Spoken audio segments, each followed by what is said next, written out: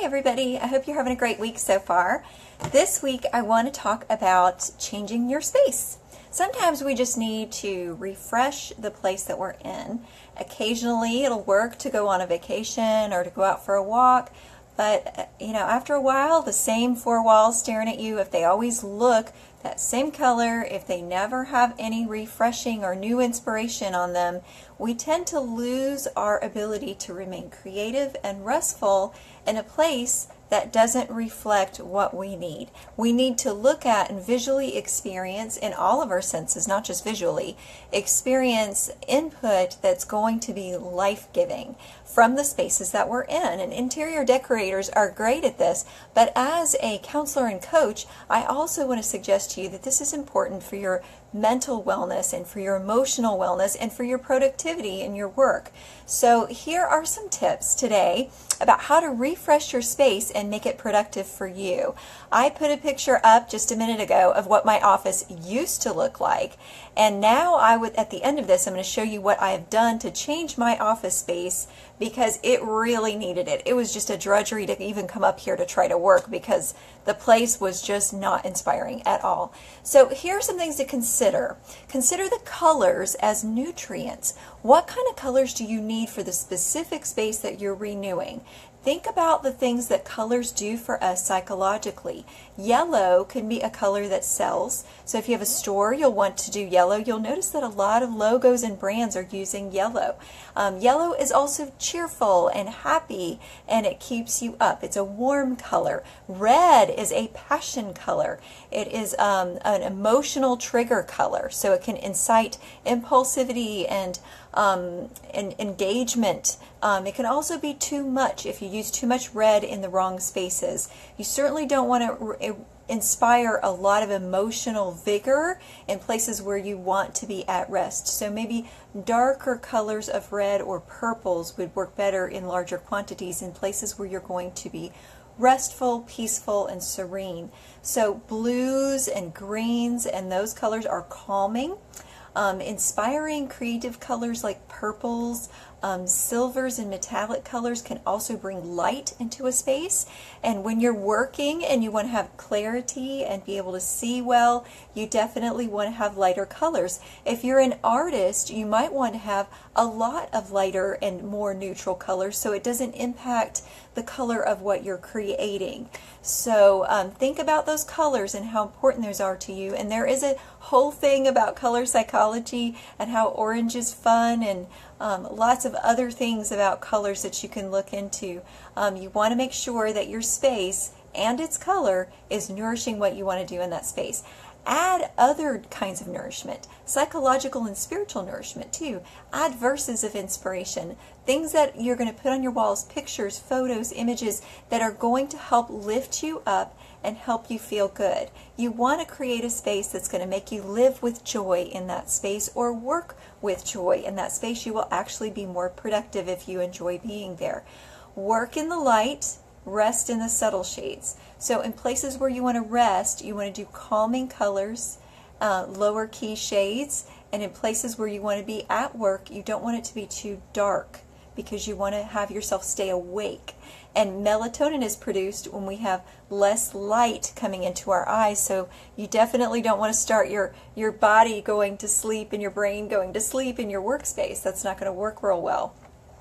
So also consider that the fact that your olfactory senses, your sense of smell, has an impact on how alert you are. So choose some smells and some scents in your space that are going to help you be awake. Like peppermint can be very helpful. I don't want to get all into selling essential oils on you or anything like that, but you can choose scents that aren't expensive but still add to your mental acuity in the space that you're working in. So if you want to go to sleep, you might want to add some lavender scents, hey Rick, and some other kinds of calming, soothing kind of smells so that you can relax better.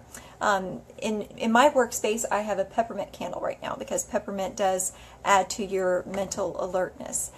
There are some scents, and you can kind of look that up. I can list those on my website, a link to that for you on my blog at divineencouragement.com for more information. And then sounds. Do you prefer to work where it's quiet or do you need music? You may need a different level of sound activity where you work or where you sleep than I do. I don't want any noise where I'm sleeping. I don't want really any noise where I'm working. If I'm relaxing, I'm okay with plenty of sounds and music in the background and that sort of thing. But where I'm working, that's a little bit distracting for me. So other people like to have music where they work. I don't necessarily find that very helpful. But it depends on you. Everybody's going to be inspired by different things. So consider the sound level, and if it's too noisy where you work, sometimes because I work in a loft and everything in my house, everything that's going on comes up to my loft so I can hear it. If someone's watching television downstairs, I will have a pair of earplugs on hand so that I can plug my ears up and have the silence that I need in order to be able to continue working on the computer. Think about textures too. Your sense of touch is important. So what are the textures that are right up against your skin? Do you have things in your chair that are soft and comfy and comfortable, but not so much that it's going to make you hot so that you don't go to sleep? Make sure your temperature is perfect for you. If not, keep things on hand that are going to make you more comfortable. If you're too cold, you will likely tense up your muscles. So if you're too hot, you will likely get distracted and sleepy. So watch your temperature level and make sure the textures around you are comfortable. Another thing to watch is refreshing your space every season. Don't keep it the same all year. So I'm going to show you what I changed on my space, but every once in a while I'm going to change a few little things. I'm not going to do an overhaul like I did every year because gosh, that would be really expensive and overwhelming and time consuming. But a few little changes like what we do for the holidays, that's something quick and easy and fun to add, just a few little decorations here and there, and it keeps it moving, it keeps it refreshed, and it helps you stay awake and alert to what you're doing. So also another thing that I needed to pay attention to when I redid my office is ergonomics, and that was the main reason I redid my office. It was killing me, literally killing me. I had to go to the chiropractor all the time, and I still haven't worked out all the kinks with the ergonomics yet. So if anybody knows someone perfect about that, let me know so I can get that worked out. But you want to make sure that your hands are at a right angle when you're on the keyboard, and you want to make sure you sit up as straight as possible as often as possible. And I'm a terrible sloucher, so that was what was killing me, and the mouse was just absolutely awful. So make sure that you consider those things when you're working, because if you're aching, you are not sleeping well and you are also not working well. It makes it hard to do either one of those things, and when you're not sleeping well, then you're less likely to work well the next day. So try to pay attention to the ergonomics. I also got a sit-stand desk, so I'm hoping that once my ankle is all better, I can do some standing and work at a standing desk a little bit of the time, and that should help. So another thing you want to pay attention to when you're refreshing your space is make sure you keep all your spaces separate. Some of us are really bad about taking our work to bed. You're not going to sleep as well if you take your work to bed. You'll probably dream about your work and not dream as restfully. So don't work in bed, don't watch television in bed, take all those blue light activities out of the bedroom because they are not letting you sleep properly and deeply. Take all of that kind of stuff, eating, out of the bedroom. And when you're working, you should also have your workspace as clean as possible so that you get away from work to take a break to eat as often as you possibly can. So separate your working, your eating, and your sleeping spaces so that your body has time to take a break from work now and then to eat and to properly digest your food as well so that you're not stressed while you're eating. Add a breath of life to your workspace, to your restful space, as many places as you can. And what I mean by that are plants. Plants actually purify the air for you, and they also bring a sense of calm and growth and creativity to your mind visually. So if you can't bring plants into that space, do the closest thing you possibly can. Something that looks like plants, something that looks like a landscape, that can actually help you, at least psychologically. Ideally, you do want to add actual plants to your space if you can, and I am the worst at killing off plants, but I'm going to add them anyway because I know that I need it for my physical health to actually have the space continue to refresh itself. You want to make sure your air is fresh and clean, so if you need to, bring in an air purifier to purify the air in your space where you're sleeping and where you are working and where you are hanging out. all the spaces where you live, you should have the cleanest air you possibly can. That makes a huge impact on all the other parts of your well-being. So keep your air purified with plants and air purifiers, and you can use candles. There are also charcoal filters and other things that you can do to keep that space fresh.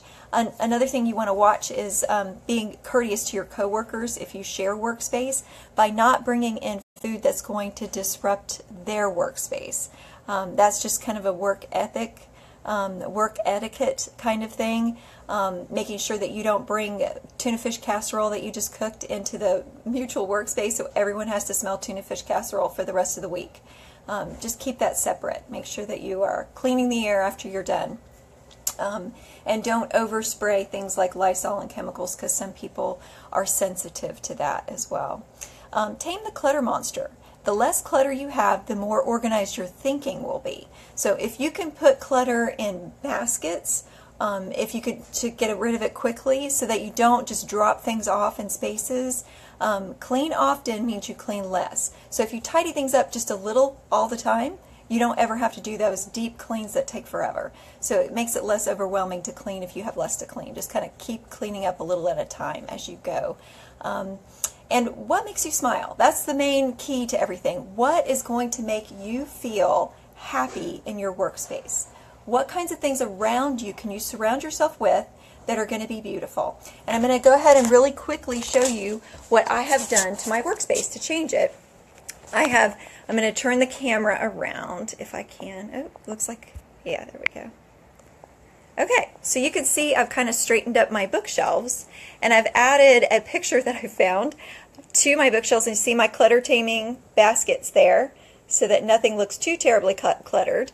But I've done that to kind of take the clutter out. I've also got some little artsy things that I made for my walls. So that kind of inspires me to make sure that I maintain hope and I keep dreaming. And that F is for faith, not failure. So I make sure that's my key that I can always look at from my desk. And this is my new sit stand desk that I got. And behind it I have my peppermint candle so that I have a good scent. And I have my little forms of life that I'm able to maintain because they're in terrariums. And it's harder to kill them that way. So I have little succulents and mosses that are in there struggling to hold on to life for me for a little while. And I also did this thing where I thought my filing cabinets would be too industrial for a creative space because I'm a writer. So I painted them. I took some time and got a paintbrush and some acrylic paint, and I painted them.